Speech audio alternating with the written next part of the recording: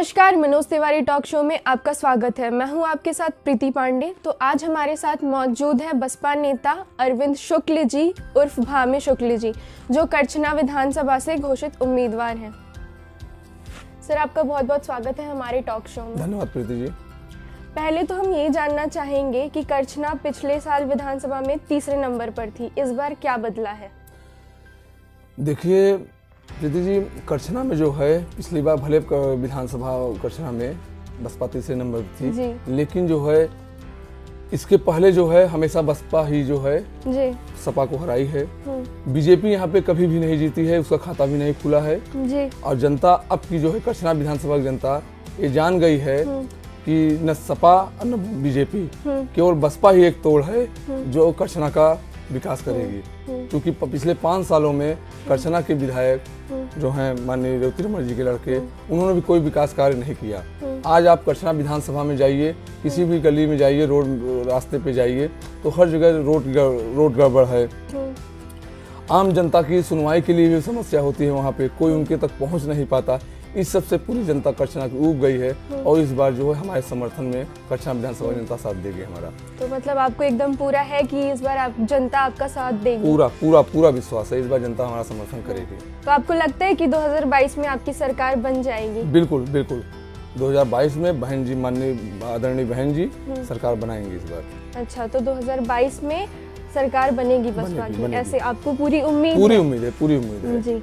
इस चुनाव में जिस तरह से भगदड़ मच रही है, बसपा का मतलब क्या रोल है, क्या किया है बसपा ने? बसपा क्या, आप देखिए 2007 में जब बसपा की गवर्नमेंट बनी थी, तो आप देखिए कि ऐसा कोई गांव नहीं था जहां विकास कार्य नहीं हुआ था। हर गांव में विकास कार्य हुआ था। आप देख लीजिए वृद्धा पेंशन, विधवा पेंशन और जितने भी आज देखिए, आप देखिए 2013 में जब से केंद्र में और उसके बाद जब राज्य सरकार बनी है बीजेपी की, तो कहीं भी पहली बात जो नौजवान लड़के थे किसी को रोजगार नहीं मिल रहा है। महंगाई चरम पे है।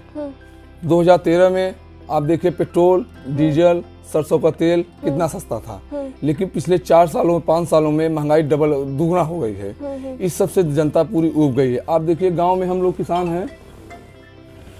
गाँव में किसान हैं।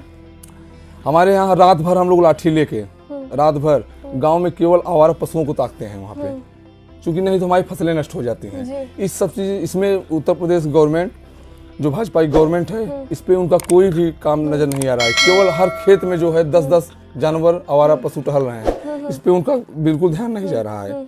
तो इस सबसे जनता पूरी उब गई है। सारे किसान जो है टूट गए हैं। आप देखिए धान केंद्र खुला है, वहाँ पे लोगों का धान नहीं पहुँच पा रहा है।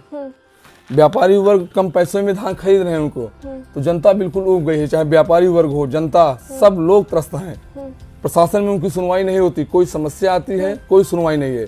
और वही चीज 2007 में बसपा गवर्नमेंट में हर चीज का ध्यान दिया जाता था। इसलिए बसपा जो है इस बार 2022 में अपनी सरकार बनाएगी। तो क्या लगता है जो ये भगदड़ मची थी उससे बसपा में मतलब वो हो पाएगा, बसपा आगे जा पाएगी? उसको कुछ फायदा होगा?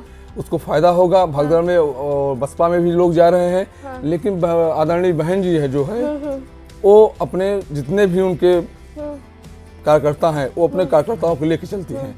वो सोशल इंजीनियरिंग से काम करती हैं, सर्वजन हिताय सर्वजन सुखाय के उस पर काम करती हैं, और वो जमीन पे रह के काम कर रही हैं, बूथों पे काम कर रही हैं। वो हवा में काम नहीं कर रही हैं, वो जमीनी स्तर से काम उनका चल रहा है। इसलिए हम लोग जमीन से बहुत मजबूत हैं। हम लोग की पकड़ जो है जमीन पे है, कार्यकर्ताओं के पास है, हमारे पास वर्कर हैं, बूथ पे हैं, सेक्टर हैं। तो मतलब कुल मिला के काम होगा, पूरा काम होगा। तो आप करछना में क्या समस्या देखते हैं जो आपको लगता है कि नहीं, हाँ एक समस्या के करछना में सबसे बड़ी समस्या ये है कि पहली समस्या तो किसानों की है, जो आवारा पशु परेशान किए हैं। रात भर जो है जितने भी किसान हैं सब लाठी डंडा लेके, हर ठंडी में भयंकर ठंडी पड़ रही है, और जो है आग जला वहाँ बैठ के और जानवरों को जो है खदेड़ने का काम कर रहे हैं। पहली समस्या ये है उनकी। दूसरी समस्या ये है कि गांव में गलियों में गड्ढा मुक्त नहीं हुई रोड, सड़कें खराब हैं। तीसरी समस्या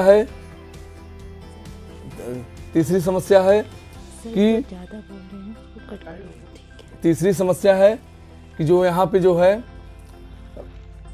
जो विधायक हैं वो टाइम समय पे मिलते नहीं, किसी को सुनते नहीं, व्यक्ति विशेष काम करते हैं, आम जनमानस काम नहीं करते। अच्छा, ठीक तो कई प्रकार की समस्या है। हाँ, तो मतलब और जो समस्याएं हैं वो आपको मतलब दिख रही है। नौजवानों की समस्या क्या है? ठीक है, यहाँ पे प्राइवेट कंपनियां हैं, लेकिन सारे बाहरी लोग कार्य कर रहे हैं आके। हमारी प्रथम प्राथमिकता यह रहेगी जो हमारे कचना विधानसभा के लोग हैं, हमारे इंडस्ट्रियल बेल्ट में जितनी भी प्राइवेट कंपनियां हैं, हम कोशिश यही करेंगे कि जो बाहरी व्यक्ति आके यहाँ कार्य कर रहे हैं, हम चाहेंगे कि हमारे कचना विधानसभा के नौजवान लड़के जो हैं यहाँ पे वो कार्यरत रहें। जी, तो आपको करछना विधानसभा में क्या वजह रही है जिस वजह से विकास नहीं हो पाया, आपको क्या लगता है? यहाँ पे विकास इसलिए नहीं हो पाया कि चूंकि यहाँ पे राजशाही व्यवस्था है करछना में पिछले 50-40 सालों से जिनका राज है। यहाँ पे लोगों को अंदर भय व्याप्त है। हमको भय मुक्त करना है करछना को, ताकि लोग अपनी समस्या को डायरेक्ट आके हमसे मिलके अपनी समस्या बता सकें, हम लोगों का निवारण कर सकें समस्याओं का। जी। करछना विधानसभा में बाहुबल और धनबल को मतलब आप चुनाव में क्या भूमिका मानते हैं? अभी तक यहाँ पे धनबल बाहुबल चलता था, लेकिन इस बार जनता जो है धनबल और बाहुबल पे नहीं, जनता देख रही है कि हमारा प्रतिनिधि कैसा होगा जो हमसे बराबर समय पे मिल सके। तो इस बार धनबल और बाहुबल का प्रयोग नहीं होगा, इस बार जनता खुद फैसला करेगी। यहाँ पे आप करछना विधानसभा से प्रत्याशी हैं, तो आपकी क्या योजना है करछना विधानसभा के लिए?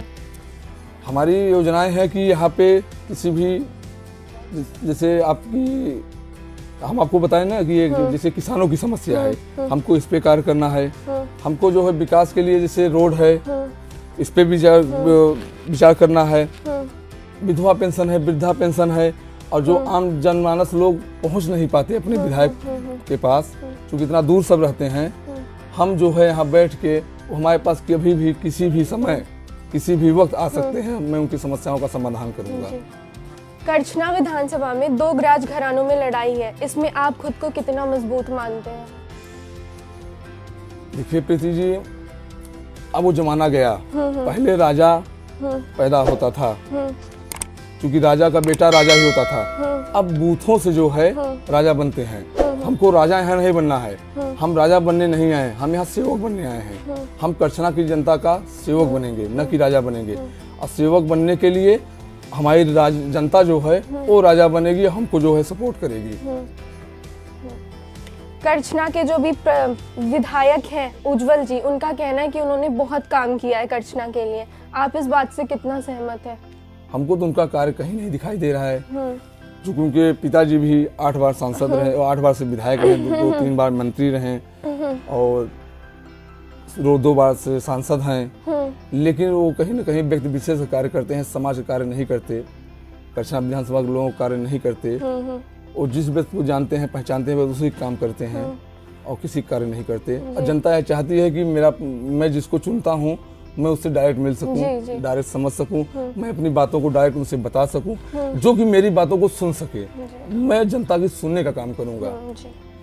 ठीक है, आप मतलब जब वो करेंगे, वोट मांगेंगे, तो किन मुद्दों के ऊपर जनता से वोट मांगेंगे? पहला तो मुद्दा रहेगा महंगाई का, जो करछना में है। करछना में महंगाई का मुद्दा है, किसानों को मुद्दा है, नौजवानों का मुद्दा है, सबसे बड़ी बेरोजगारी मुद्दा है। ठीक है, यहाँ पे सरकारी कंपनियां सब बंद हो गई बीजेपी गवर्नमेंट में, लेकिन अभी प्राइवेट कंपनियां कुछ चल रही हैं। हम यहाँ के नौजवानों के लिए कम से कम यहाँ 10,000 वर्कर काम करते हैं, लेकिन सब बाहरी लोग हैं। हमारा मेन मुद्दा यह रहेगा कि हम इस इंडस्ट्रियल बेल्ट में करछना विधानसभा के लोगों को रोजगार दिलाने का काम करेंगे। यहाँ मतलब मुख्य तौर पर यही बात ये रहेगा। और विकास पे विधवा पेंशन, वृद्धा पेंशन और जितनी भी समस्याएं हैं क्षेत्र की, रोड हो गया और बहुत समस्याएं हैं, जैसे जैसे मेरे पास आएगा मैं उसका निवारण करने का कार्य करने की कोशिश करूंगा। तो जैसा कि आपने देखा, हमारे साथ मौजूद हैं बसपा से अरविंद शुक्ला जी। बने रहिए हमारे साथ, मिलते हैं एक ब्रेक के बाद।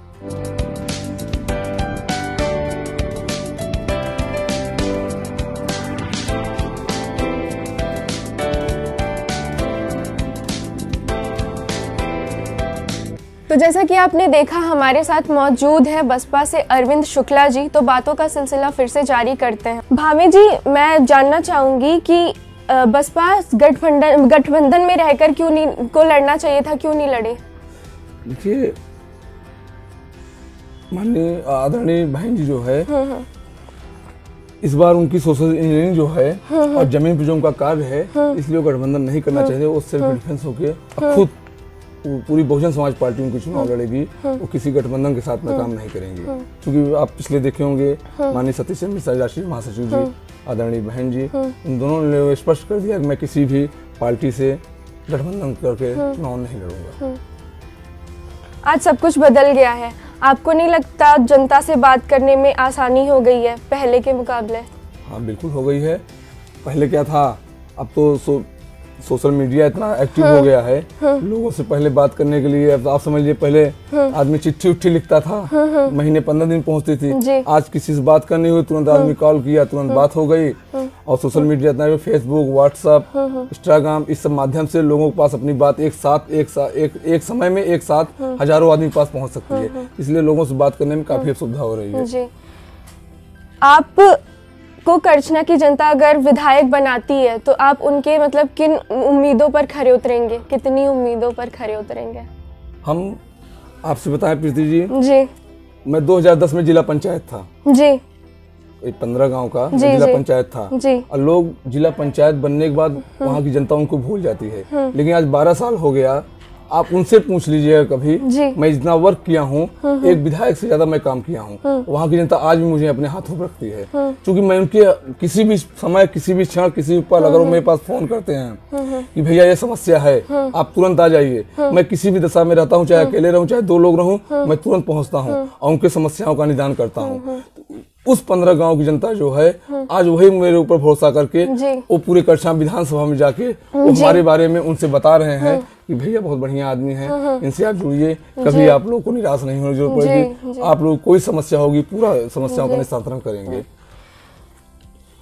करछना की लड़ाई में आप खुद को कितना मजबूत मानते हैं और मतलब आपका कितना साथ देगी जनता, और ब्राह्मणों का कितना सपोर्ट है आपको, कितना साथ है उनका? अभी तो जनता तय करेगी, ये तो हमको नहीं मालूम, लेकिन हमको ये लग रहा है कि हमको ब्राह्मण वर्ग तो मदद कर ही रहा है। हमको चाहे SC वर्ग, ST वर्ग, BC वर्ग, हमको सारे समाज से अच्छा समर्थन मिल रहा है, क्योंकि सारे समाज के लोग कहीं न कहीं त्रस्त हैं। पिछले बार जो विधायक हैं या जो लड़ चुके हैं, और उनसे उनकी हमारे ऊपर बहुत अपेक्षाएं हैं कि हमारी सुनी जाएगी। उनको आभास हो रहा है हमें पास जाएंगे तो हमारी समस्या, मतलब ब्राह्मण समाज का पूरा सपोर्ट है। पूरा ब्राह्मण, BC, SC, ST सारे लोग मेरा खुल के समर्थन कर रहे हैं जी। आप इस मतलब विधानसभा में, करछना विधानसभा में आप खुद मतलब खुद को किसको खुद की चुनौती मानते हैं? बसपा को, BJP को, माफ कीजिएगा बसपा तो आपकी ही है, सपा को, BJP को या कांग्रेस को? तो हम किसी को चुनौती नहीं मानते। वो अपना कार्य कर रहे हैं, मैं अपना कार्य कर रहा हूँ। लेकिन जो पिछला रिकॉर्ड है, बसपा 3 बार यहाँ से फाइट की है, 2007 में, 2012 में और 92 में। तो इस बार भी बसपा जो है, बहुजन समाज पार्टी अच्छे वोटों से यहाँ लीड करेगी, ये मुझे पूरा जनता के ऊपर भरोसा है। सपा से उज्जवल जी को आप कितनी बड़ी चुनौती मानते हैं? अब क्या बताएं उनके बारे में, अब हम उनके बारे में क्या चर्चा करें? अब चूंकि अभी प्रेजेंट में विधायक हैं, वो अपना कार्य कर रहे हैं, अपना कार्य कर रहे हैं, हम उनको अपनी चुनौती को मानेंगे? हम तो अपना खुद कार्य कर रहे हैं, वो अपना कार्य करें, हम अपना कार्य कर रहे हैं। जनता फैसला करेगी, जनता चुनौती देगी, किसको देना है, किसको नहीं देना है। क्या वजह रही कि 2022 में बसपा कम सक्रिय रही राजनीति में? बसपा सक्रिय थी जी, क्योंकि 2 साल तो कोरोना आ गया था। कोरोना चक्कर में सारे लोग घर पर बैठे थे, लेकिन हम लोग जितना हो सकता था सामाजिक कार्य करते थे, हम लोगों के साथ कार्य करते थे। जो भी व्यवस्थाएं बनती थी, हम लोग, पार्टी का आदेश आता था, हम लोग कार्य करते थे।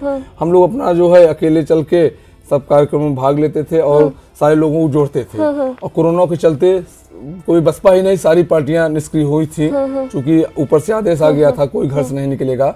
लेकिन उसके बाद जैसे कोरोना खत्म हुआ, लॉकडाउन खत्म हुआ, तो फिर सब सक्रिय हो गए, सब अपना अपना कार्य कर रहे हैं, अपने अपने हिसाब से कार्य कर रहे हैं जी। अच्छा है। आज मतलब सड़कें बहुत अच्छी बन गई हैं, आपकी सरकार भी कई बार रही है, तब सड़कें क्यों नहीं बन पाई थी? हमारी सरकारें थी, ये तो केंद्र गवर्नमेंट की हाईवे बनी है जी। ये तो जो कोई भी केंद्र गवर्नमेंट रहेगा वो हाईवे बनवाएगा ही। प्रदेश गवर्नमेंट का जो काम है वो गांव की गलियों का कार्य करने के लिए है। और हमारी सरकार में बसपा में आप रिजल्ट विभाग देख लीजिए और कितना कार्य हुआ है। ऐसा कोई गांव नहीं जिस गांव में सीसी रोड या कोई भी कार्य न हुआ हो, नाली, सीसी रोड। इस गवर्नमेंट में कहीं काम नहीं हुआ गांव के अंदर। और इसके पहले जो विधायक हैं वो भी किसी गांव में कार्य नहीं कराए। आप पुराना रिकॉर्ड उठा के देख लीजिए 2007 का। ऐसा कोई गांव नहीं जिस गांव में 4 kilometre, 2 kilometre, 1 kilometre CC road न बने। सब गांव में जहाँ जहाँ गंदी नलियां थी, गंदी सड़कें थी, हर जगह जो सीसी रोड बनी है। आप कभी भी अपनी कैमरा टीम लेके जाइए, देखिए वहाँ पे आपको दिखाई पड़ जाएगा। और सब 2007 की रोडें बनी है। आज के डेट में कहीं रोड में केवल हाईवे ध्यान दिया जा रहा है, केवल हाईवे बन रही है। तो हाईवे ठीक है, स्टेट को स्टेट से जोड़ने के लिए कार्य हो रहा है, जिले को जिले से जोड़ने के लिए काम किया जा रहा है। लेकिन जो विधानसभा का चुनाव हो रहा है, यहाँ लोकल जनता जो है उनको तो गांव की समस्याएं है ना। अब गांव की समस्या लोग कोई केंद्र में तो जाएगा नहीं। गांव की समस्या लोग अपने गांव के लोगों के पास जाएंगे, लोकल आदमी के पास जाएंगे, लोकल विधायक के पास जाएंगे। वो डायरेक्ट प्रधानमंत्री के पास तो पहुंच नहीं जाएंगे। इसलिए गांव की समस्या जो है लोकल आदमियों को हल करेंगे। आप गाँव में जाइए, देखिए कभी कहीं भी रोड नहीं बनी उसके बाद 2007 के बाद 10 सालों में कहीं नहीं बनी है। जी ठीक है। बीजेपी का कहना है कि भ्रष्टाचार नहीं हुआ है, आप इस बात से कितना सहमत हैं? भ्रष्टाचार तो बहुत ज्यादा बढ़ गया है। आप कहीं भी चले जाइए, सरकारी अधिकारी के यहाँ चले जाइए, किसी के यहाँ चले जाइए, पहले तो जो राजनीतिक पार्टियां थी या राजनीतिक व्यक्ति थे वो जाते थे, अपनी समस्याएं बताते, किसी समस्या होती तो बताते थे, तो उसका कार्य हो जाता था। लेकिन आज के डेट में क्या हो रहा है कि अब क्या बताएं उसके लिए, टेबल के नीचे से भ्रष्टाचार और ज्यादा बढ़ गया है। आप भी देख रही होंगी। अब ठीक है, आप सच्चाई नहीं बता रही होंगी, लेकिन आपको जानकारी होगा। हमें अगर पता होगी तो जरूर बताएंगे। बिल्कुल, क्योंकि भ्रष्टाचार बहुत बढ़ गया है। जी। अगर आप करछना से विधायक बनते हैं तो आपका पहला काम करछना विधानसभा के लिए क्या होगा? पहला काम हमारा होगा कि सर्वप्रथम हम नौजवानों के लिए जो यहाँ औद्योगिक क्षेत्र कंपनियां लगी हैं, सबसे पहले मेरा इस पे कार्य होगा ताकि 10,000 5,000 लड़के जो बेरोजगार टहल रहे हैं, कम से कम उनके रोजी, जो कोरोना में सब रोजगार छीन गया है सबका, सर्वप्रथम मैं उनके लिए कार्य करूंगा। मुख्य तौर पर रोजगार की बात है। रोजगार की बात है। ठीक है, अच्छी बात है। आप करछना की जनता को क्या संदेश देना चाहेंगे? करछना की जनता इस बार के विधानसभा चुनाव में ऐसे व्यक्ति हम भी खड़े हैं, हमें नहीं कहते वो हमको ही वोट दे देंगे, लेकिन वो देख रहे हैं कौन व्यक्ति कार्य कर रहा है, कौन नहीं कर रहा है। वो ऐसे व्यक्ति जो है कभी यहाँ राजा बनाने की कोशिश न करें, क्योंकि जो वोट देता है वो राजा होता है, वोट लेने वाला राजा नहीं होता। लेकिन यहाँ क्या है कि वोट लेने के बाद सब राजा बन जा रहे हैं, वो दिखाई नहीं पड़ते क्षेत्र में। कोई इलाहाबाद रहता है, कोई बाहर रहता है। लेकिन हम यही संदेश देना चाहते हैं, इस बार राजा न चुन के सेवक चुने, ताकि वो आपकी उनकी बातों को सुन सके। अगर हम राजा ही बन जाएंगे तो हम उनकी बात कहाँ सुन पाएंगे? आदमी घबराएगा कि मैं उनके पास कैसे जाऊं। तो जब मैं सेवक बन के रहूंगा और जनता जो है राजा बन के रहेगी, तब उनकी बातों को सुना जाएगा। तो ये हम अब आने वाले चुनाव में जो 40 साल का इतिहास यहाँ का है वो खत्म होगा यहाँ पे। अब यहाँ राजा का राज नहीं, केवल जनता का राज चलेगा। हमारे शो में आने के लिए बहुत बहुत धन्यवाद। धन्यवाद। तो जैसा कि आपने देखा, हमारे साथ मौजूद थे बसपा से अरविंद शुक्ल जी। उन्होंने बताया कि वो करछना की जनता के लिए क्या क्या काम करेंगे, नौजवानों को रोजगार देंगे, वृद्ध पेंशन और अन्य कामों में अपना योगदान देंगे। तो बने रहिए हमारे साथ और देखते रहिए मनोज तिवारी टॉक शो।